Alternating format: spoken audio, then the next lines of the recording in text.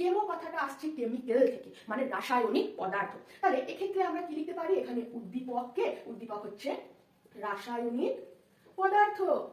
রাসায়নিক পদার্থের কারণে কিন্তু একটা উদ্ভিদ এক জায়গা থেকে অন্য জায়গায় কিন্তু যাচ্ছে। ঠিক আছে, তাহলে দেখো কি হবে এখানে উদাহরণ বলছে ফার্ন হচ্ছে এক ধরনের উদ্ভিদ আমরা বলতে পারি। সেই ফার্নের শুক্রাণুরা এই রাসায়নিক পদার্থের টানে ফার্নের শুক্রাণুরা কোথায় যায়, বলছে ডিম্বাণুর দিকে যায়। ডিম্বাণুর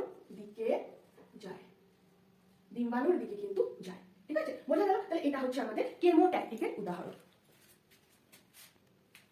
বলছে ডিম্বাণুর মধ্যে কি থাকে, ডিম্বাণুর মধ্যে বলছে থাকে মানে ডিম্বাণু ম্যালিক অ্যাসিড নিশ্চিত করতে পারে। ধরে নাও এটা হচ্ছে ফার্নের ডিম্বাণুটা, এ কি করছে, চারপাশে কিন্তু কি তৈরি করছে, ছড়িয়ে দিচ্ছে কি, বলছে ম্যালিক অ্যাসিড কিন্তু এ ছড়িয়ে দিচ্ছে। এবং ফার্নের যে শুক্রাণুগুলো থাকছে তারা কিন্তু এই ম্যালিক অ্যাসিডের টানে কি করছে, এই ডিম্বাণুটার দিকে কিন্তু ধাবিত হচ্ছে। তো সেটা হচ্ছে আমাদের কেমোট্যাকটিক। চলো এরপরে আসছে কি থার্মোট্যাকটিক।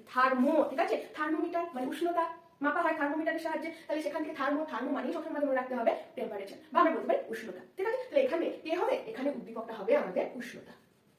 এখানে উদ্দীপক হচ্ছে আমাদের উষ্ণতা।